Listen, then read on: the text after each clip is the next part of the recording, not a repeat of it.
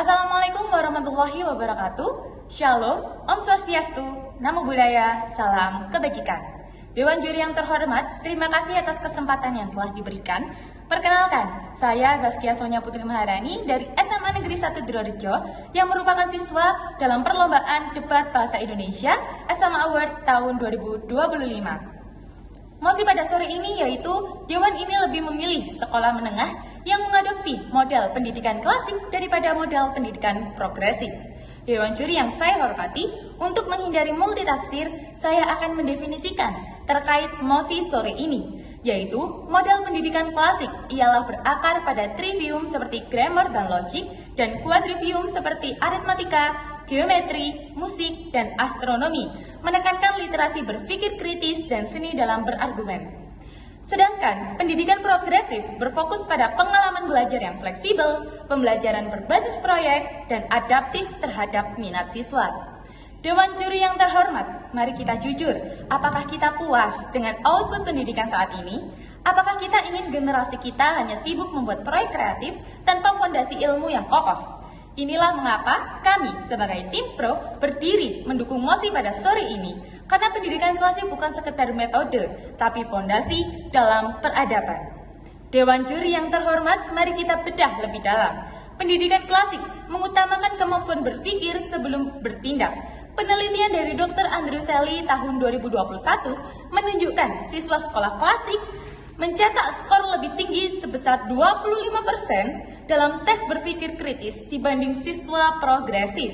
Mengapa ini penting? Karena di era banjir informasi, kemampuan memilah kebenaran lebih bernilai daripada sekedar membuat proyek kreatif. Selain itu, pendidikan klasik mengajarkan virtu kejujuran, disiplin, tanggung jawab melalui literatur besar dan diskusi filosofis. Sedangkan pendekatan progresif sering menurunkan standar akademik demi memberi kebebasan yang berlebihan. Dewan juri yang terhormat, model progresif seperti P5 memang terdengar menarik, tetapi mari kita lihat fakta di lapangan. Implementasi P5 membutuhkan anggaran yang besar, seperti pelatihan guru, fasilitas digital, dan bahan praktik. Laporan Kemendikbud tahun 2023 menunjukkan dana BOS yang seharusnya berfokus pada pengadaan buku dan sarana belajar kini terpecah untuk proyek yang sering hanya berujung pada pajangan di mading.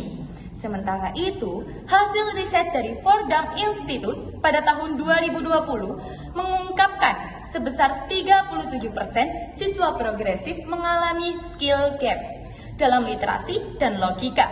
Artinya, keluar uang banyak, tapi kompetensi dasar tetap lemah.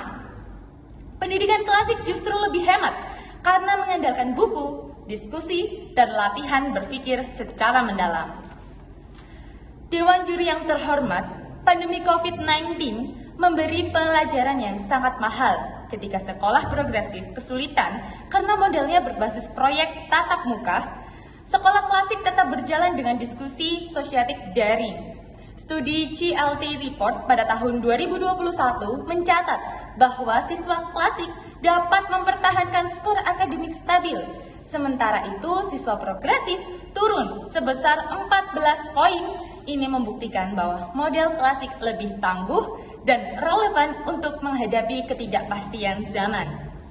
Pihak lawan mungkin akan berkata, model progresif lebih sesuai pada abad 21. Namun, pihak kami akan menjawab dengan tegas dan lugas bahwa tidak ada yang lebih modern daripada kemampuan berpikir secara kritis.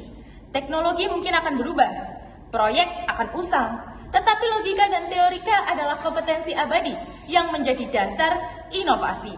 Dewan juri yang terhormat, kita bisa memilih dua jalan, pendidikan progresif yang mahal atau pendidikan klasik yang hemat, kokoh, terbukti melahirkan peradaban.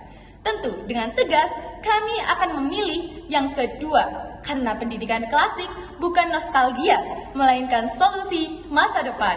Terima kasih.